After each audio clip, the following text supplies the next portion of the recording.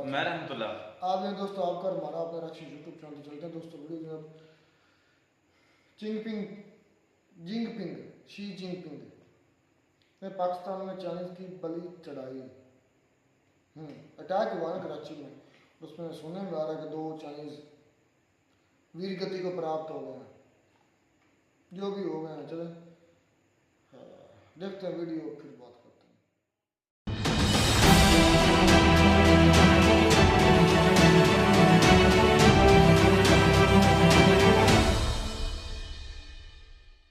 इस वीडियो में बताई गई सारी जानकारी पब्लिक प्लेटफॉर्म पर उपलब्ध है। इसमें ऐसी कोई जानकारी नहीं दी गई है जिससे हमारे सुरक्षा बलों की गोपनीयता भंग होती है। डिफेंस डिटेक्टिव सेना का सम्मान करता है और उन्हीं जानकारियों के आधार पर काम करता है जो सार्वजनिक रूप से मौजूद। क्या शी जिनपिंग अपने सो कॉल्ड ड्रीम प्रोजेक्ट को पूरा करने के चक्कर में अपने ही देश के लोगों की बलि ले रहे हैं? क्या जिनपिंग चीन के लोगों को पाकिस्तान में भेजकर उन्हें मौत के मुंह में धकेल रहे हैं? यह सवाल इसलिए क्योंकि Pakistan Chinese workers, Chinese engineers और चाइनीज डिप्लोमैट्स के लिए जहन्नुम बन चुका है। चीन से अगर कोई पाकिस्तान जा रहा है तो उसके जिंदा लौटने के चांसेस बहुत कम हैं। एयरपोर्ट से उतरते ही वो किसी धमाके का शिकार हो सकता है, उसकी गाड़ी को आत्मघाती हमले से उड़ाया जा सकता है, काम के दौरान उसे गोली मारी जा सकती है। नमस्कार दोस्तों, डिफेंस डिटेक्टिव के एक और नए एपिसोड में आप सभी का स्वागत है। मैं हूं आलोक। तो दोस्तों, पाकिस्तान में एक और बहुत बड़ा आतंकी हमला हुआ है और इस हमले में एक बार फिर से चीन के वर्कर्स को निशाना बनाया गया है। एक बार फिर चीनी मारे गए हैं पाकिस्तान के भीतर। और सबसे चौंकाने वाली बात तो यह है कि यह हमला पाकिस्तान में एससीओ के सबमिट से केवल 1 हफ्ते पहले अंजाम दिया गया है। तो आप पाकिस्तान में सिक्योरिटी के हाल का अंदाजा आसानी से लगा सकते हैं। शी जिनपिंग का पाकिस्तान प्रेम चीन के लोगों पर बहुत भारी पड़ रहा है। चीन और पाकिस्तान का प्रोजेक्ट सीपेक असल में चाइनीज वर्कर्स की बलि चढ़ाने का प्रोजेक्ट बन चुका है। मियां शहबाज शरीफ के पाकिस्तान में एक बार फिर शी जिनपिंग के चीन से आए लोगों को निशाना बनाया गया है। तो खबर यह है कि पाकिस्तान के सिटी ऑफ पीस यानी शांति के शहर कराची में चाइनीज सिटीजन्स का जबरदस्त स्वागत हुआ है। बीती रात करीब 11 बजे कराची के जिन्ना इंटरनेशनल एयरपोर्ट के बिल्कुल पास एक जबरदस्त धमाका हुआ है। कराची से आपको खबर दे रहे हैं। आम खबर के कराची एयरपोर्ट के करीब जोरदार धमाका सुना गया। इलाके में धुएं के बादल भी नजर आ रहे हैं। ब्रेकिंग न्यूज है, कराची में जिन्ना इंटरनेशनल एयरपोर्ट के करीब जोरदार धमाका सुना गया है। धमाके के बाद धुएं के बादल भी दिखाई दे रहे हैं और पुलिस के मुताबिक धमाके की नौयत और मकाम का तयन किया जा रहा है। और इस धमाके में किसे टारगेट किया गया? जी बिल्कुल सही, चाइनीज सिटीजन्स को। कराची एयरपोर्ट के पास हुए धमाके में चीन से पाकिस्तान आए 3 लोग मारे गए हैं, जबकि करीब 10 के गंभीर रूप से घायल होने की खबर है। कराची एयरपोर्ट के बाहर सिग्नल के करीब खुदकुश हमला हुआ। 2 चीनी शहरी हलाक, रेंजर्स और पुलिस एहलकारों समेत 17 अफराद जख्मी हो गए। धमाके के बाद आग भड़क उठी। 12 गाड़ियों को नुकसान पहुंचा। 70 से 80 किलोग्राम धमाका खेज मवाद इस्तेमाल किया गया। बम डिस्पोजल स्क्वाड ने इब्तदाई रिपोर्ट तैयार कर ली। अच्छा, पहले तो पाकिस्तान ने इस धमाके की खबर को दबाने की भरसक कोशिश की।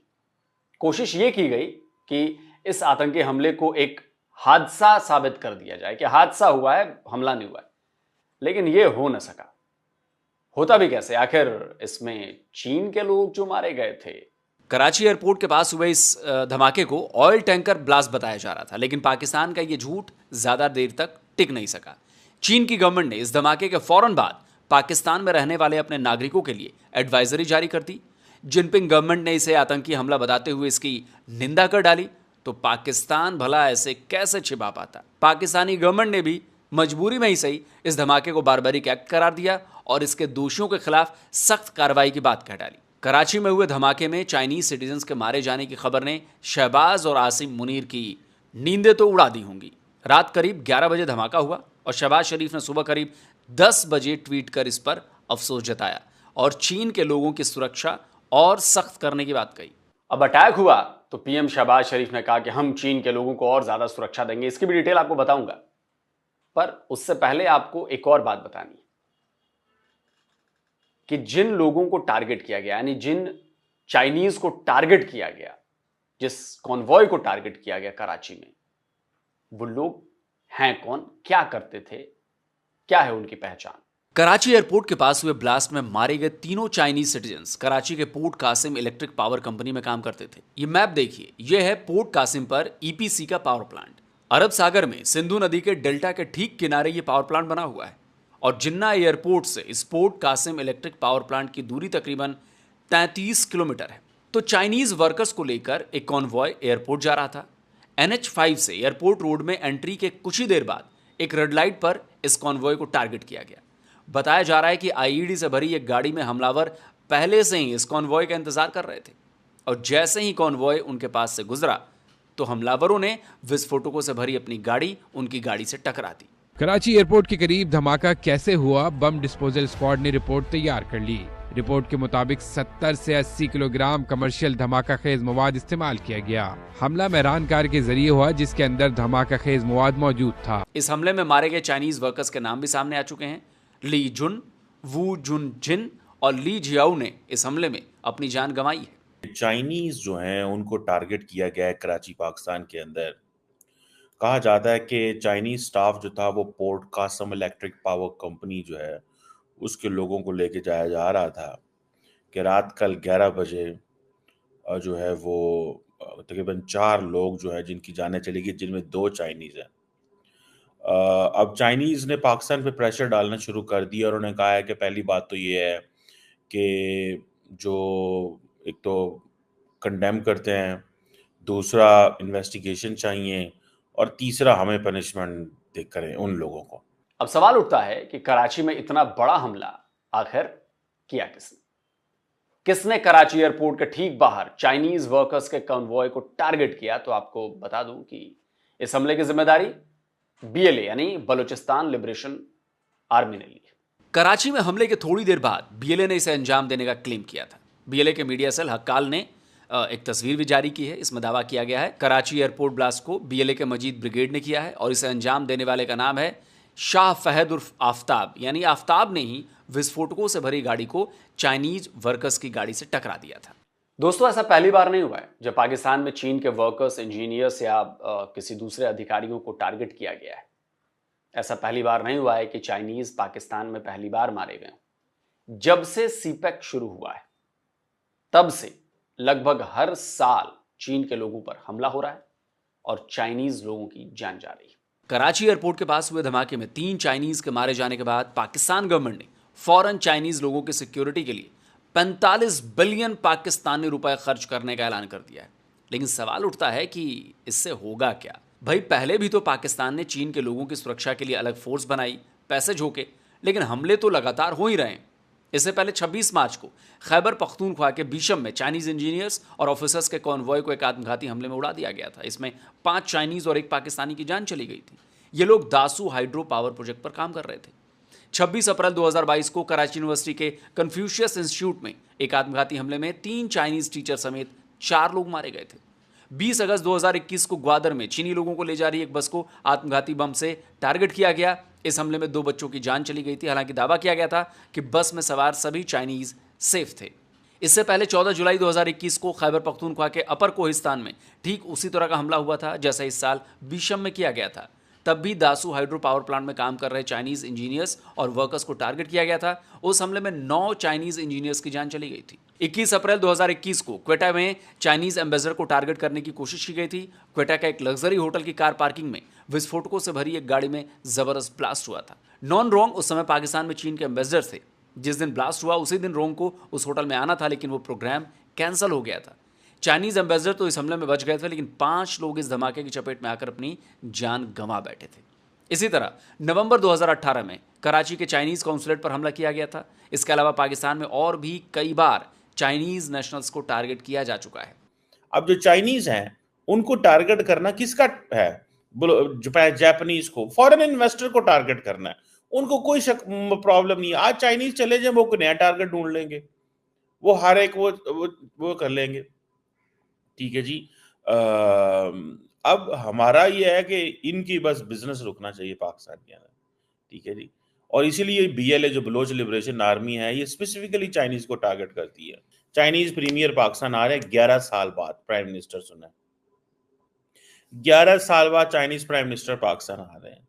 मुझे बात बताएं, आप उनको क्या मैसेज दे रहे हैं चाइनीज प्राइम मिनिस्टर को? यही मैसेज दे रहे हैं। ये मैसेज है चाइनीज वजीर आजम के लिए। इतना ही नहीं, पिछले महीने 23 तारीख को ही पाकिस्तान के स्वात में 1-2 नहीं बल्कि 10 से ज्यादा देशों के डिप्लोमेट्स के कॉन्वॉय पर जबरदस्त हमला हुआ था। गनीमत रही थी कि सारे डिप्लोमेट बाल बाल बच गए थे। यानी पाकिस्तान में फॉरेन डेलीगेट से लेकर फॉरेन इंजीनियर्स और वर्कर्स तक कोई सेफ नहीं। आप जानकर हैरान रह जाएंगे कि कल कराची में जहां हमला हुआ वो हाई सिक्योरिटी जोन है।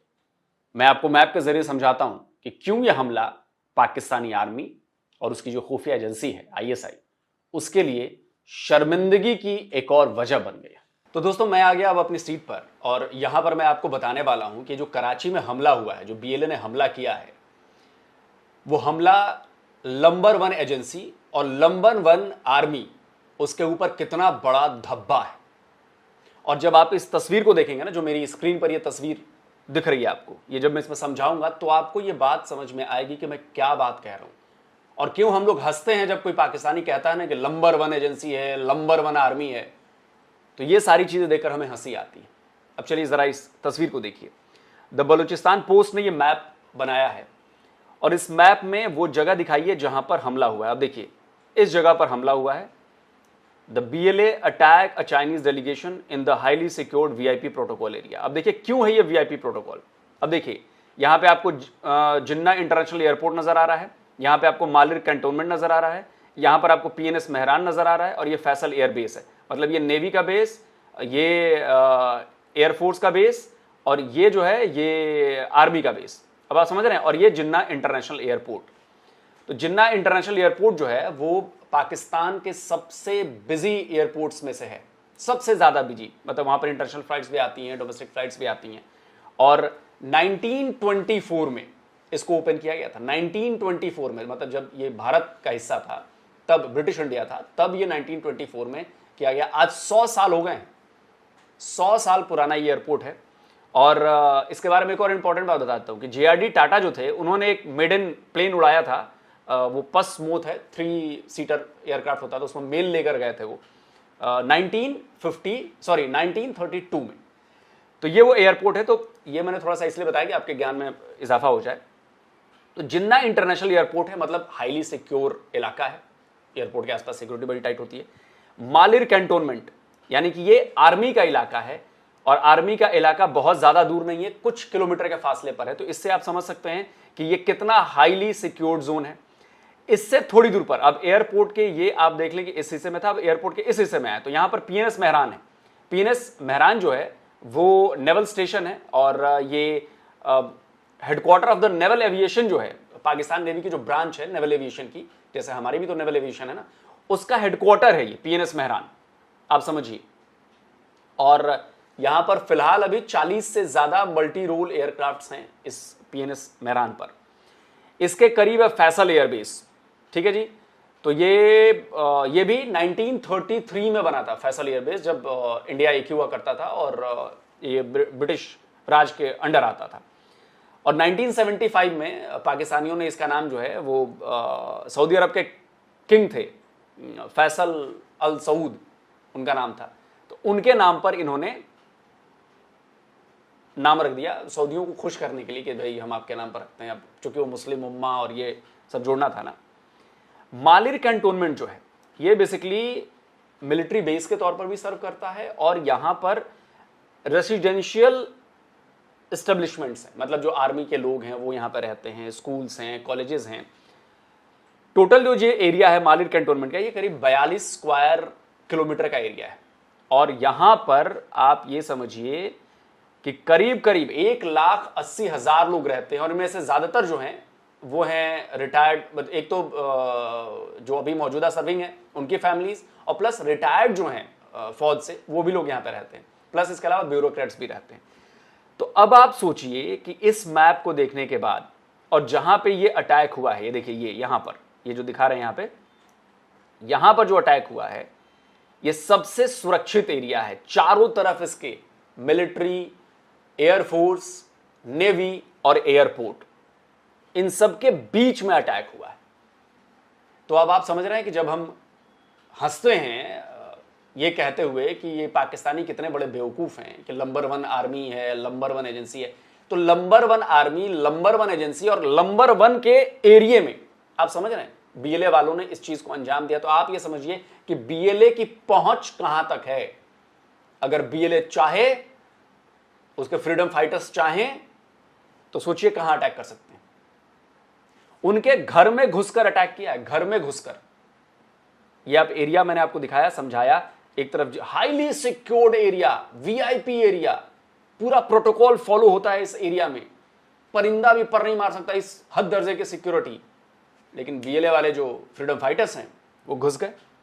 लेकिन कोई पाकिस्तानी ये सवाल अपनी आर्मी से, अपनी एयरफोर्स से, अपनी पुलिस से, अपनी एजेंसी से नहीं पूछेगा कि तुम लोगों के घर में घुसकर अटैक होता है और तुम लोग कुछ नहीं कर पाए उसको रोकने के लिए। और वो भी चीनियों की मूवमेंट पर नजर थी उनकी, उनके आने जाने का सब पता था उन्हें। आप सोचिए कितना एक्यूरेट इंफॉर्मेशन थी उनके पास।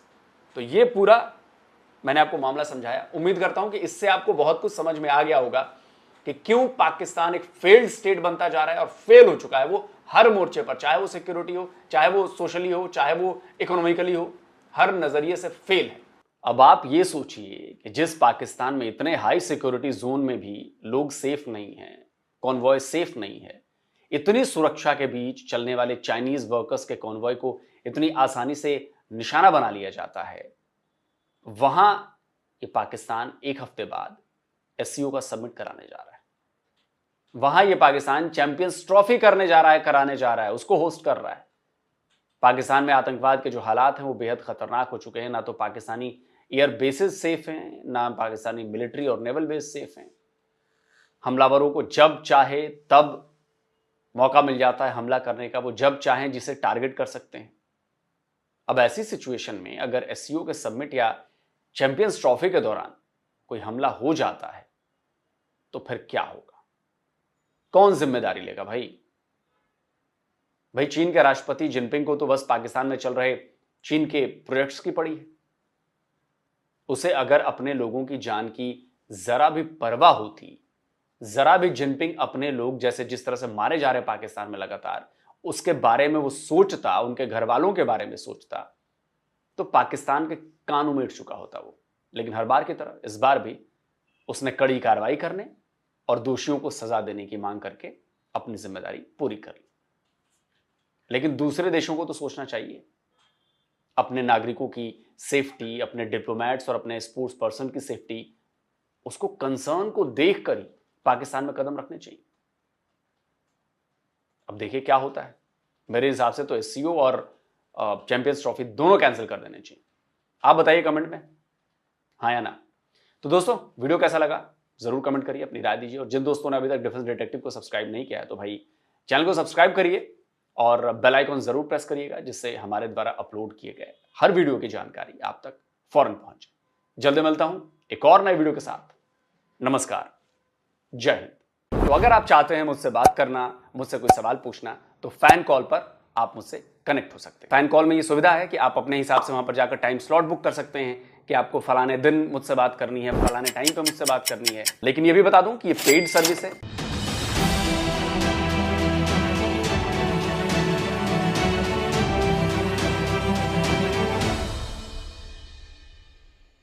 तो ये दोस्तों वीडियो होगी खत्म। बड़ी मेहनत के साथ लोग सामने वीडियो बनाई है भाई, क्रेडिट बनता है उनको। समस्या हो गई है क्या? ये चाइनीज वाले ही। हाँ, मतलब पाकिस्तान के लिए बड़ी ही ये परेशान कुन बात है। एक तो एससीओ का मीटिंग है, करीब आ गई, अब तो 6-7 दिन रह गए। 14 को होते 14-15, आज 8 बजे कम रह गए, इससे भी कम रह गए, 6 दिन रह गए, 5 दिन, 9 हो गए। इस्लामाबाद में ना 8-9, अच्छा चलें।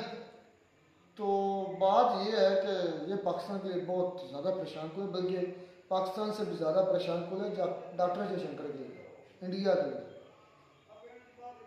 बिल्कुल ऐसा ही, क्योंकि डॉक्टर जयशंकर हामी भर चुके हैं आने की पाकिस्तान में। क्या पता क्या हो जाए, बहुत बड़ा नाम है, दुनिया के टॉप रैंकिंग का फॉरेन मिनिस्टर है, टॉप 532 में आता है। क्या बनेगा, कुछ हो गया। मैं तो कहता हूँ ये पाकिस्तान को रिस्क नहीं लेना चाहिए। दुबई में ये कहीं शारजा कहीं और रख लें, ये पाकिस्तान के गलत नुकसान है। कुछ भी थोड़ा सा दूर दराज भी कहीं अटैक ऐसे असम्बली के दरमियान हो गया, पाकिस्तान की जो थोड़ी बहुत इमदाद आ रही है दुनिया से वो भी बंद हो जाएगी। ये मेरे भाई प्री प्लान्ड हुआ है। किसने करवाया? एक प्लान के तहत ये बीएलए ने करवाया, बीएलए ने कबूल किया है। उनके मजीद ब्रिगेड वो बता रहे थे, उन्होंने उनका करवाया, उन्होंने रिस्पॉन्सिबिलिटी कबूल की है बीएलए ने, भी हमने करवाया। मैं हैरान, ब्रिगेड में बनाई हुई है मजीद ब्रिगेड, जिस तरह हमारी ब्रिगेड्स होती है ना मतलब आर्मी की। और मजेदार की बात, जिस एरिया में ये अटैक हुआ है, Jinnah international airport, naval base, air force base, army base, और उसके सेंटर में हुआ ये धमाका। और वहाँ पर पुलिस भी है और सिंध रेंजर भी वहाँ पर जो है वो अक्सर सड़कों पर रहती है। मैं तो लुटी गई पाकिस्तान की तो ये तो वाकई नहीं। वैसे ये है, अगर देख लें कि पार्लियामेंट इंडिया की वहाँ पर दहशतगर्द कह लें कि वहाँ पर अटैक हो सकता है, तो होने को यहाँ भी हो सकता है। सिक्योरिटी की अगर बात की जाए तो वो कौन सा एक एक बंदे को एक एक बैग, एक एक का जेब चेक करके देख लें कि यार इसमें क्या है, इसमें क्या है। इंडिया के पार्लियामेंट में अटैक हो सकता है, तो ये होने को इधर भी हो सकता है। उसकी मैंने वीडियो देखी थी पार्लियामेंट अटैक की, प्रोफेसर ऑफ हाउ इंडियन को लड़का है, उसने 3D एनिमेटेड वीडियो बनाई थी, यकीन कर स्वाद आ गया, बड़ी मजेदार वीडियो थी। वो इधर पंजाब का ही है प्रोफेसर ऑफ, और उस पर हमें शायद रिएक्शन भी किया था शायद, कि मुझे याद नहीं, लेकिन वो वैसे मैं बता रहा हूँ कि वो इधर पंजाब का ही है। लेकिन बहरहाल जिस तरह मैप के साथ लोग से दिखाया कि एक तरफ नेवल बेस है, एक तरफ एयर फोर्स की बेस, पूछना चाहिए हमें बिल्कुल, एक तरफ इंटरनेशनल इतना रश एयरपोर्ट का। वाकई यहाँ पर ये इंटरनेशनल हमारा सबसे बिजीएस्ट जो है नंबर 1 पर ये है। तो उसके सेंटर में, चारों के सेंटर में ये अटैक हुआ। हमारी तो कोर कमांडर हाउस के बाहर जो होते हैं सिक्योरिटी गार्ड, उनके सामने हो जाता है, उनके दरमियान हो जाता है। ये है हमारी सिक्योरिटी। और हम चले हैं वर्ल्ड कप करवाने, अभी वर्ल्ड कप भी है ना 2025 में, चैंपियन ट्रॉफी, और ऐसे समिट भी है। बिल्कुल, अल्लाह ही खैर करे। देखें कि हमारी सिक्योरिटी को और ज़्यादा कह लें कि मज़ीद जो है ना मजबूत करने की, स्ट्रॉन्ग करने की ज़रूरत है। मैंने वीडियो में शुरू में बात की थी, ये प्री प्लान्ड हुआ है। कैसे? मुझे तो यहाँ पर कुछ और इस रात नज़र आ रहे हैं भाई। क्या है? मुझे तो इस पे कह लें कि किसी कंट्री का पीछे हाथ नज़र आ रहा है। किस कंट्री का? अब मैं ब्लेम नहीं कर, इसका नाम नहीं इतना वाज़ह कर सकता, लेकिन एक कंट्री है, उसका नाम मुझे जो है ना वो ज़ुबान पर भी है, दिमाग में भी है, जो है ना। अब हो सकता है कि उस कंट्री के कुछ बशिंदे हमें कोई लोग देख भी रहे हैं, हो सकता है, ऐसा भी हो सकता है। अच्छा, तो मेरे पास कोई प्रूफ नहीं है, इसलिए मैं उस कंट्री का नाम नहीं लूँगा इस वजह से। तो इस अचानक अटैक हुआ और उधर से वो 2 कौड़ी के वो जो बीएलए हैं, उसने एक्सेप्ट कर लिया कि जी ये हमने किया है। हाँ जी, वो जब भी करते हैं वो एक्सेप्ट करते हैं, जब भी करते हैं। उनकी एक चीज़ ये मैंने सबसे बेहतर देखी है, वो अपनी रिस्पॉन्सिबिलिटी को डरते नहीं है, झुकते नहीं है, छुपते नहीं है, कहते हैं कि हमने किया। जब उन्होंने अटैक किया, उन्होंने एक्सेप्ट किया कि हमने किया, तो जो उखाड़ना है उखाड़ लो। अच्छा, उनको मैं हैरत हूँ, इतनी पाकिस्तान की मशीनरी, इतनी हमारी आर्मी, फिर बीएलए से कंट्रोल हो रही है। बिल्कुल, ये तो नाकामी है, बेगैरती हमारी आर्मी की, बेगैरतों की ये नाकामी है। अच्छा, इस बात को मैं मानता हूँ। अच्छा, देख लें कि इंडिया खुद ये इस बात को कहता है कि दुनिया में जितनी भी यानी कि जो इसराइल को अटैक कर रही है मुख्तलिफ तंजीमें, जिसमें हिजबुल्लाह है, हमास है, हौथीज़ हैं, या और भी इस तरह की जितनी भी कह लें कि तंजीमें हैं, उनको सपोर्ट करता है ईरान, पैसे देता है, वेपन्स देता है। इस बीएलए को कौन दे रहा है? मुझे क्या पता। बात तो ये है ना, एक क्वेश्चन है कि बीएलए को कौन दे रहा है? कोई जमीन से तो निकल नहीं रहा पैसा, और दूसरा वेपन्स कोई ना कोई कंट्री, कोई ना कोई तो ऐसा है खैर ख्वाह इनका जो इनको यार तुम नाम ले लो ना सीधा नाम। यार मेरी तुम बात तो सुनो, मैं नाम लेने में कोई मसला नहीं, मुझे कोई कहने के प्रॉब्लम नहीं है, लेकिन पहले मैं तुम्हें एक सिचुएशन बता रहा हूँ कि ऐसा कौन कर रहा है। ये बात तो कंफर्म है, कोई ना कोई कंट्री इनकी हेल्प का जरूर कर रहा है, और शायद वो कंट्री हो जो बार बार इनके लिए बलूचिस्तान की जो है वो आवाज़ उठाता हो सकता है कि वो भी हो सकता है, होने को कुछ भी हो सकता है। मुझे ऐसा लगता है कि वो कंट्री है।